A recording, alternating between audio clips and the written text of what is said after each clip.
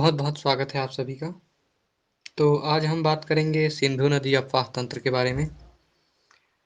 Sindhu river system या सिंधु नदी और उसकी सहायक नदियों के द्वारा एक नदी तंत्र का निर्माण किया गया है भारतवर्ष में और भारत के पड़ोसी देशों में। विशेष तौर पर पाकिस्तान का हम उल्लेख करेंगे। भारत के उत्तर-पश्चिमी सीमा क्षेत्र में जो नदी तंत्र पाया जाता है, दरअसल उसे ही हम सिंधु नदी अपवाह तंत्र के नाम से संबोधित करते हैं। अतीत काल से ही सिंधु नदी का अपना एक विशिष्ट महत्व रहा है इस क्षेत्र में। सिंधु नदी एक ऐसी नदी जो कि पूर्ववर्ती नदी की श्रेणी में शामिल है और कहा जाता है कि हिमालय के उत्थान के पूर्व ही यह अपने प्रवाह क्षेत्र में निरंतर प्रवाहमान है। कहा जाता है जब हिमालय का उत्थान हुआ उसके पश्चात अनेक नदियों ने अपना मार्ग परिवर्तन कर लिया, किंतु सिंधु नदी अपने पुराने मार्ग पर यथावत बहती रही। आइए एक नज़र डालते हैं विश्व की विशालतम अपवाह तंत्रों में से एक सिंधु नदी अपवाह तंत्र पर।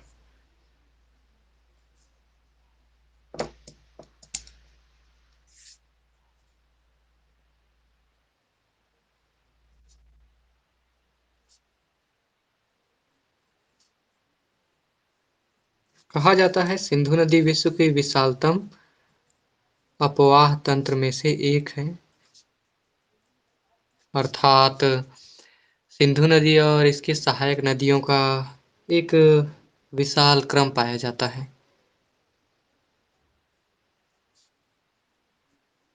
इसके अंतर्गत आने वाली जो प्रमुख नदी है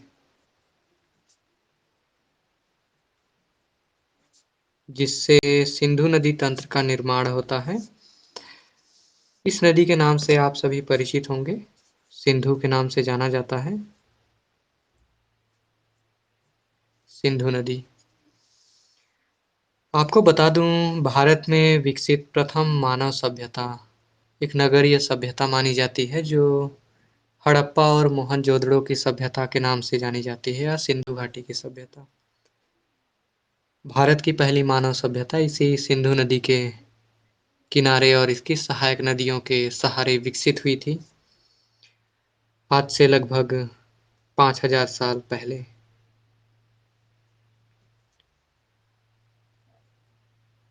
हम यदि सहायक नदियों की बात करें,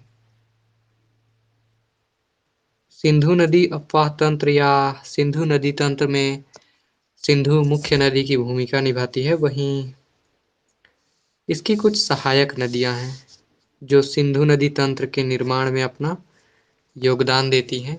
ये कौन-कौन सी नदियां हैं, क्रमशः हम देखेंगे कुछ प्रमुख नदियों को। सबसे पहला नदी इसमें आता है झेलम।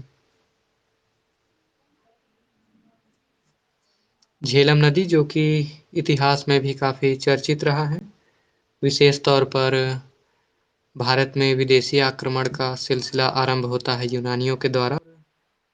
झेलम जिसे हम प्राचीन काल में विस्तता के नाम से जानते थे। तो झेलम नदी सिंधु की एक प्रमुख सहायक नदियों में से एक है। एक और नदी है जिसे हम कहते हैं चिनाब। चिनाब नदी यह भी सिंधु की अति महत्वपूर्ण सहायक नदियों में से एक है। अगली नदी रावी। रावी नदी का नाम भी सिंधु की सहायक नदियों में काफी प्रमुखता से लिया जाता है। इनके अतिरिक्त हम देखेंगे व्यास। व्यास भी प्रमुख नदी है। उसके अतिरिक्त हम देखेंगे सतलज या जिसे सतलुज कहा जाता है। सतलज नदी के संदर्भ में आपको मैंने बताया था कि भारत के विशालतम बांधों में से एक भाखड़ा नांगल एक बहुउद्देशीय परियोजना के तौर पर इसी सतलज नदी पर ही बनी हुई है और एक लंबे समय तक यह भारत के सबसे बड़े बांधों में से एक था। हालाँकि अभी भी यह भारत के सर्वाधिक ऊँचे बाँधों में से एक है। काफ़ी बड़ी परियोजना है। कहा जाता है सतलज नदी पर ही जो भाखड़ा नांगल परियोजना बनी हुई है, इसके माध्यम से राजस्थान में एक नहर निकाली गई है, इंदिरा गांधी नहर। इन 5 सहायक नदियों को मुख्य तौर पर हम पंजाब की 5 नदियाँ कहते हैं। अर्थात इनका किसी न किसी रूप में प्रवाह क्षेत्र पंजाब प्रांत में है। ख़ास तौर पर पंजाब का अविभाजित क्षेत्र जिसमें पाकिस्तान का भी हिस्सा है और भारत का भी। आमतौर पर 5 नदियों की भूमि कहा जाता है पंजाब को और वहाँ यही 5 नदियाँ प्रवाहित होती हैं, क्रमशः झेलम, चिनाब, रावी, व्यास और सतलुज। सिंधु की सबसे प्रमुख नदियों में इन 5 नदियों का ही उल्लेख होता है। इन सब के अतिरिक्त भी कुछ अन्य सहायक नदियाँ हैं, जिनमें हम शामिल करेंगे जास्कर। गौर कीजिएगा जास्कर एक पर्वत श्रेणी तो है ही, इसके साथ ही यह एक नदी के नाम से भी जानी जाती है, अर्थात एक नदी का भी नाम है। जास्कर के अतिरिक्त हम देखेंगे गोमल। गोमल नदी भी सिंधु नदी तंत्र का निर्माण करती है। इसके अतिरिक्त हम द्रास को शामिल करेंगे। द्रास नाम से एक नदी प्रवाहित होती है। द्रास के अतिरिक्त एक बहुत महत्वपूर्ण नदी है श्योक। अक्सर प्रतियोगी परीक्षाओं में श्योक नदी का उल्लेख होता रहता है। श्योक के अतिरिक्त आप देखेंगे सिगार। सिगार नदी के अतिरिक्त कुछ अन्य नदियाँ जैसे गिलगित।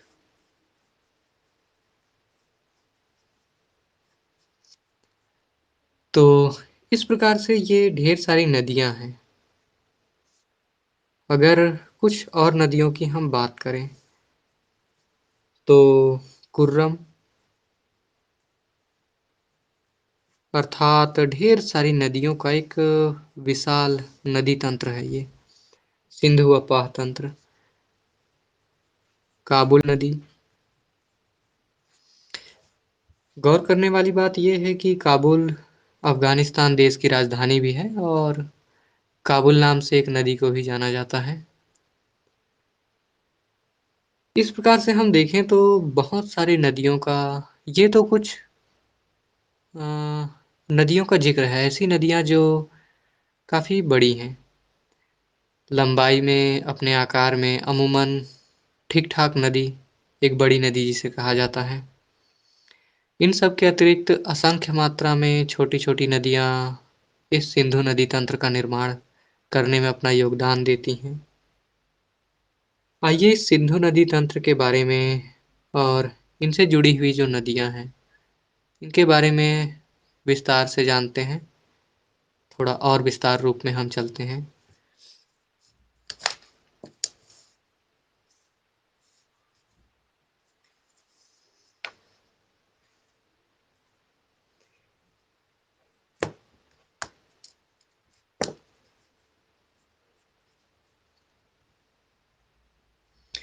अगर हम सबसे पहले बात करते हैं सिंधु नदी की।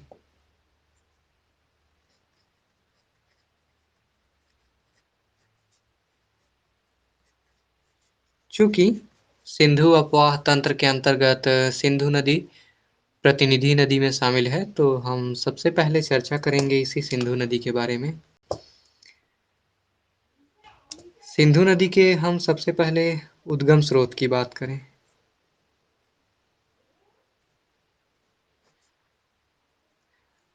किसी भी भौगोलिक तथ्य के बारे में हम पढ़ते हैं तो सर्वप्रथम देखते हैं उसका जन्म, उसका आगाज, उसके उद्गम स्रोत। कहा जाता है हर नदी का एक आरंभ होता है और एक अंत होता है। सिंधु नदी के उद्गम या आरंभ में हम देखें तो तिब्बत का जिक्र होगा। और तिब्बत में एक बड़ी ही प्रसिद्ध झील है, तिब्बत का मानसरोवर।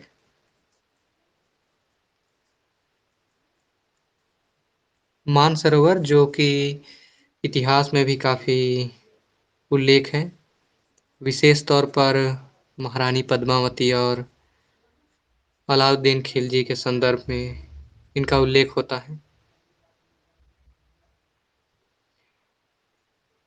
कहा जाता है तिब्बत के मानसरोवर झील के पास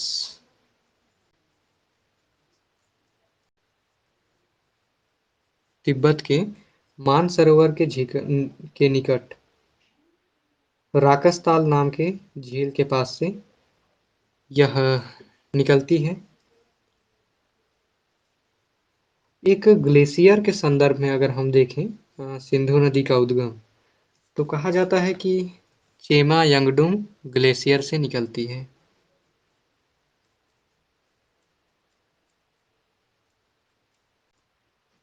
चेमा यंगडुंग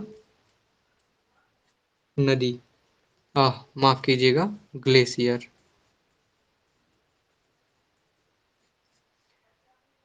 कहा जाता है चेमा यंगडुंग ग्लेशियर, या इसे दूसरे शब्दों में नाम देते हैं बोखर। एक अन्य नाम है बोखर। बोखर, चू, हिमानी अथवा हिमनद।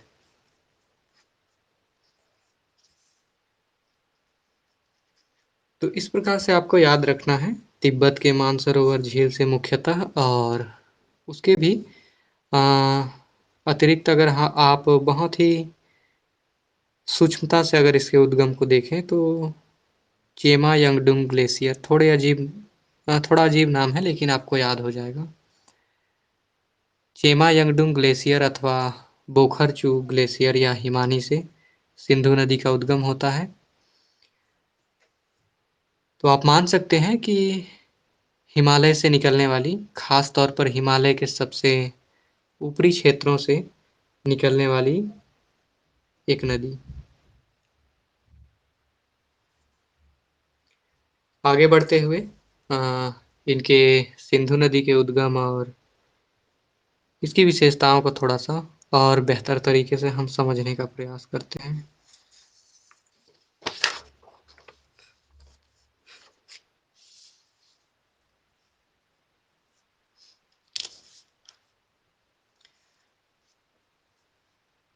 आरंभिक प्रवाह की हम बात करें,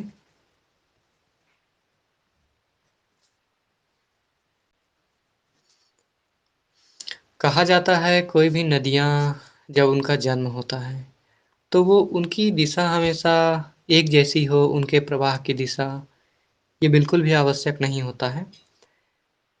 कहते हैं धरातल या स्वरूप में जैसे जैसे परिवर्तन आता जाता है, नदियों का प्रवाह भी उस धरातल या स्वरूप के अनुसार ही निर्धारित होता है। और प्रायः माना जाता है कि नदियाँ किसी भी भूभाग में प्रवाहित हों, वो उस भूभाग के ढाल का ही अनुसरण करती हैं। अधिकांश नदियों के साथ यही देखा गया है। इस आधार पर हम देखें तो सिंधु नदी का आरंभिक प्रवाह उत्तर-पश्चिम दिशा की ओर होता है।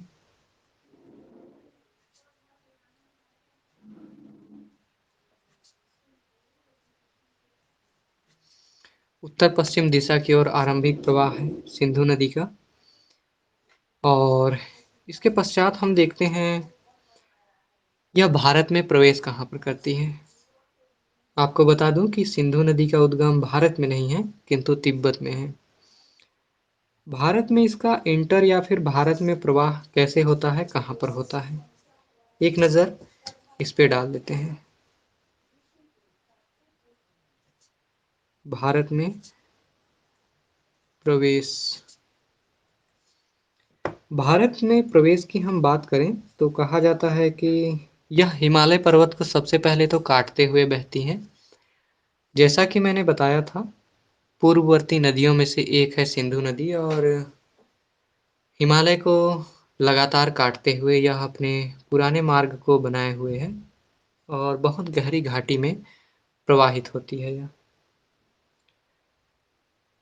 कहा जाता है हिमालय क्षेत्र में ही एक स्थान है दमचौक। दमचौक के निकट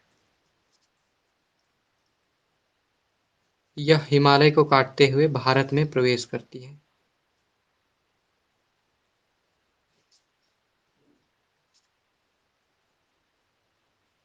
और भारत में आगमन इसका सर्वप्रथम होता है कश्मीर में।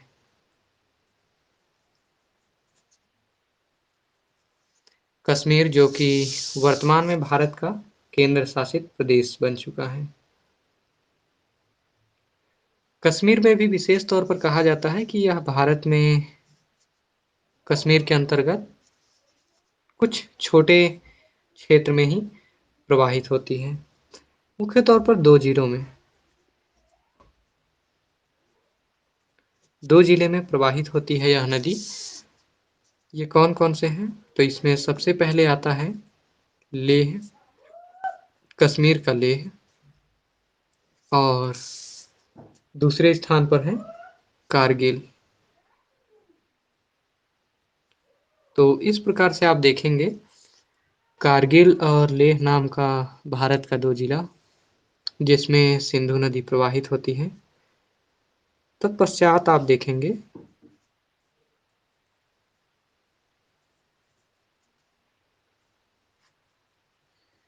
इसका पाकिस्तान में प्रवेश हो जाता है।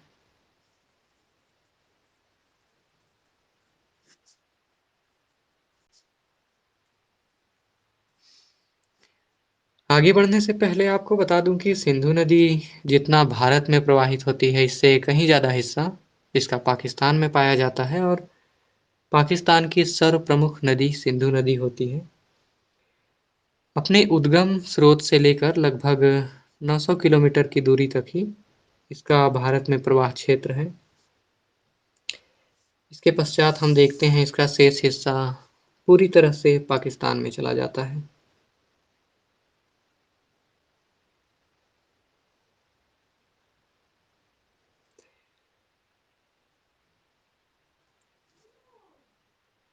कहा जाता है सिंधु नदी के द्वारा एक गार्ज या कैनियन का निर्माण किया गया है। ये होता क्या है इसे बताऊंगा अभी।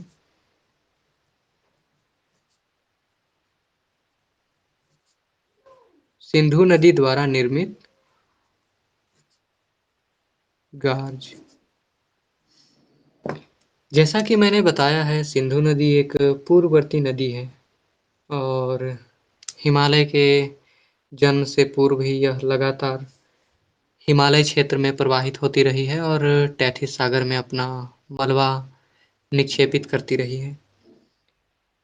जैसे जैसे हिमालय का उत्थान होता गया तो एक अवरोधक की भूमिका में हिमालय पर्वत सिंधु नदी के सामने उठने लगा, किंतु सिंधु नदी लगातार हिमालय पर्वत को काटती हुई अपने पुराने मार्ग को बनाए रखी। तो अपने पुराने मार्ग को यथावत रखने के सिलसिले में नंगा पर्वत को काटते हुए लद्दाख श्रेणी में एक बहुत ही गहरे नदी घाटी का इसने निर्माण किया, गहरे गार्ज का, या जिसे हम कैनियन भी कहते हैं। और इस गहरे गार्ज की या फिर घाटी की गहराई अगर हम देखें तो 5181 मीटर, अर्थात बहुत ही गहरी और तंग कैनियन का निर्माण सिंधु नदी करती है।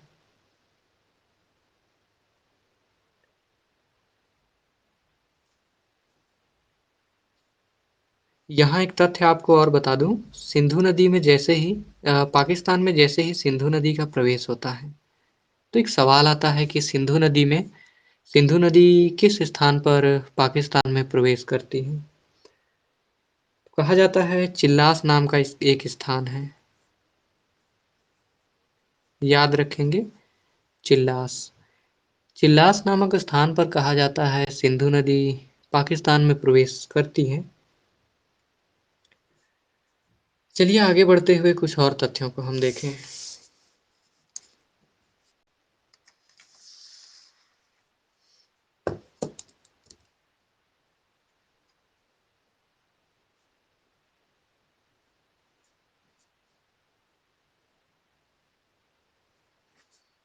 बात करें कुल लंबाई की, तो कहा जाता है सिंधु नदी अपने उद्गम स्थान से लेकर अरब सागर में गिरने से पूर्व भारत और पाकिस्तान में कुल 2,880 किलोमीटर की लंबाई में प्रवाहित होती है। और इस प्रकार हम कह सकते हैं कि ये एक बड़ी नदी है, एक लंबी नदी है। अगर हम इसके अपवाह क्षेत्र की बात करें या जल संग्राहक क्षेत्र, अर्थात यह नदी और इसकी सहायक नदियाँ कितने क्षेत्रफल के दायरे पर प्रवाहित होती हैं, तो कहा जाता है कि कुल 11.65 लाख वर्ग किलोमीटर।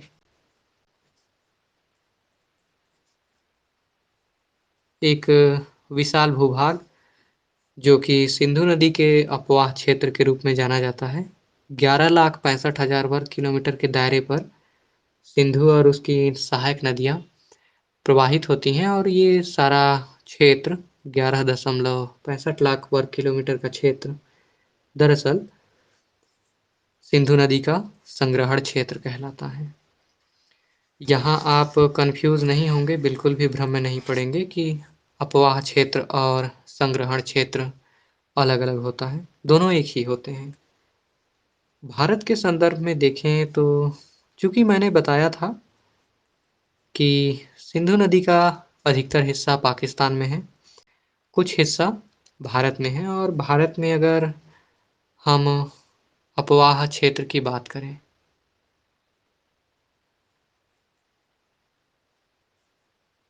भारत में अपवाह क्षेत्र की बात करें तो 3.21 लाख वर्ग किलोमीटर इसका अपवाह क्षेत्र है।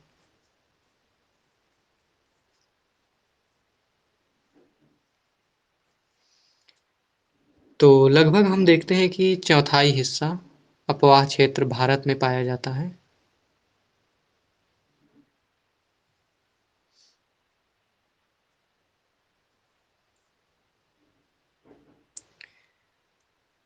आइए इसके बाद कुछ और तथ्य हैं जिसे हम जानते हैं। एक बड़ी ही महत्वपूर्ण संधि हुई थी, जल संधि, भारत और पाकिस्तान के संबंध में, जो कि सिंधु नदी पर ही आधारित है। दोनों देशों के राजनीतिक संबंधों में बड़ा ही महत्वपूर्ण प्रभाव डालने वाला यह संधि है। आइए एक नज़र इस संधि पर डालते हैं।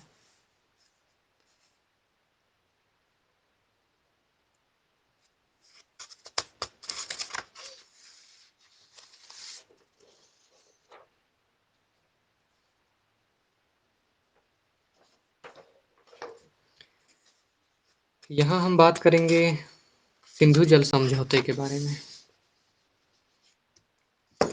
सिंधु नदी की जब भी चर्चा होती है तो सिंधु जल समझौता का उल्लेख अनिवार्य तौर पर होता है। यह सिंधु जल समझौता है क्या? एक नज़र इस पे डालते हैं।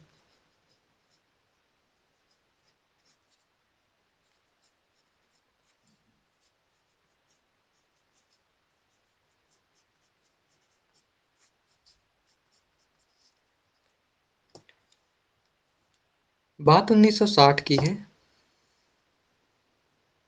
1960। कहा जाता है सिंधु नदी का प्रवाह केवल पाकिस्तान में ना होकर भारत में भी था और भारत से होते हुए ही इसका पाकिस्तान में प्रवेश होता है। हालांकि भारत में इसका कम हिस्सा है, पाकिस्तान में ज़्यादातर सिंधु नदी की लंबाई है, किंतु इसके बावजूद भारत की ओर से प्रवाहित होने के कारण इस पर लगातार इसके जल के उपयोग को लेकर विवाद होता रहा। पाकिस्तान का कहना था कि हम चूँकि हमारे भूभाग पर इस नदी का प्रवाह अधिक है, अतः जल का उपयोग करने का अधिकार हमारा सर्वाधिक है। भारत का कहना था कि इस पर एक संतुलित राय होनी चाहिए। इस प्रकार से हम देखते हैं तमाम गतिरोध और सलाह मशविरे और बहुत सारी बैठकों के बाद एक निर्णय लिया गया, जिसे हम सिंधु नदी जल समझौता के नाम से जानते हैं। 1960 में भारत और पाकिस्तान के मध्य इस नदी को लेकर एक समझौता होता है।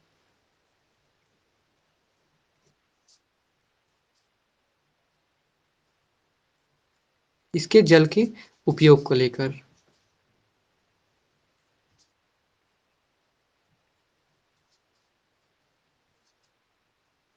इसे आप मुख्यतः एक जल उपयोग समझौता कहेंगे। इसके तहत तय होना था कि सिंधु नदी में जो जल का प्रवाह है, जल की जितनी भी मात्रा प्रवाहित होती है, दोनों देश कितनी मात्रा में उपयोग करेंगे सिंधु के जल का। तो सिंधु और उसकी जितनी भी सहायक नदियां थीं, उनमें हम देखते हैं जल के उपयोग की बारी आती है तो 1960 में जो समझौता हुआ उसके तहत कुल जल राशि का 20% सिंधु और उसकी सहायक नदियों में जो भी जल प्रवाहित होता है उसका लगभग 20% जल का उपयोग भारतवर्ष करेगा और शेष 80% हिस्सा पाकिस्तान करेगा। यहाँ पाकिस्तान को ज़्यादा हिस्सा देने के पीछे दो दो वजहें थी। पहला जो सर्वप्रमुख कारण कि पाकिस्तान में सिंधु के अतिरिक्त और कोई ऐसी बड़ी नदी प्रवाहित होती नहीं है और कहा जाता है कि यदि भारत सिंधु नदी का मार्ग रोक दे तो पाकिस्तान की अर्थव्यवस्था पूरी तरीके से समाप्त होने के कगार पर पहुंच जाएगी। वहाँ का कृषि कार्य, कृषि व्यवस्था पूरी तरीके से ध्वस्त हो जाएगा। दूसरा, पाकिस्तान में सिंधु नदी की अधिकतर लंबाई है। इस आधार पर नियमतः पाकिस्तान को जल के उपयोग करने का नियमतः ज़्यादा अधिकार मिलना चाहिए था।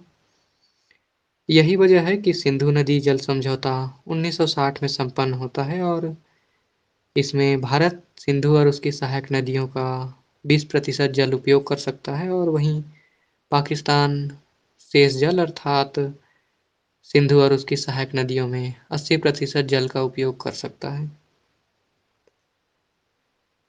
आइए इसके पश्चात हम बात करते हैं सिंधु नदी की जो प्रमुख सहायक नदियां हैं इनके बारे में। कौन कौन सी सिंधु की सहायक नदियां हैं जो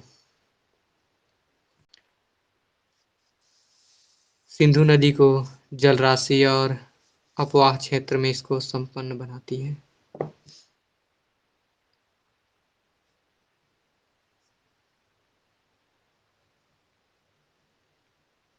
हम यहाँ प्रमुख सहायक नदी की बात करेंगे।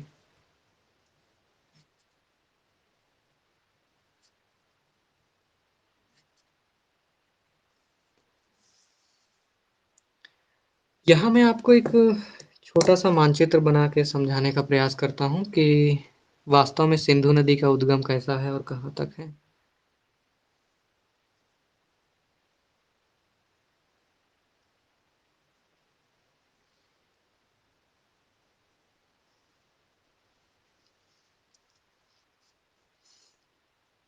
लगभग ये उत्तर भारत का वह क्षेत्र जहाँ से सिंधु नदी का उद्गम और उसकी सहायक नदियों का उद्गम होता है और उनका प्रवाह मार्ग है।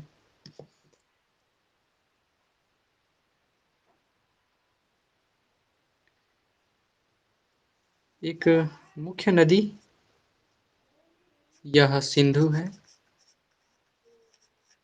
और इसके साथ साथ प्रवाहित होने वाली जो नदियां हैं, सिंधु नदी यहाँ अरब सागर में मिल जाती है।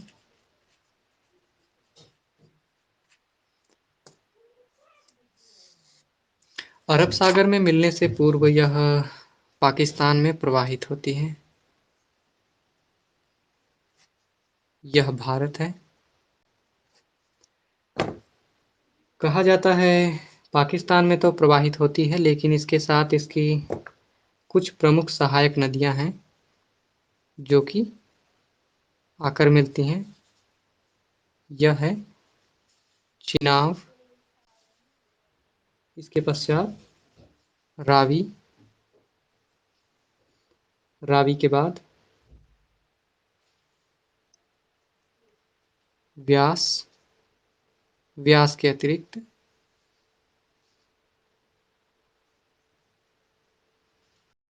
सतलुज, और सतलुज के अलावा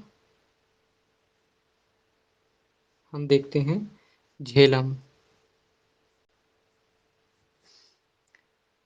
इस प्रकार मुख्यतः इन 5 नदियों का विशेष तौर पर उल्लेख होता है सिंधु की सहायक नदियों के रूप में। अन्य नदियां भी हैं, लेकिन विशेष तौर पर इन 5 नदियों को माना जाता है कि सिंधु नदी तंत्र का निर्माण करती हैं।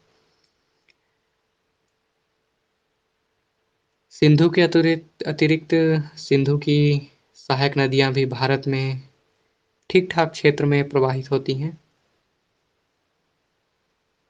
चलिए अब थोड़ा-सा विस्तार से हम देखते हैं सिंधु की इन सभी सहायक नदियों के बारे में।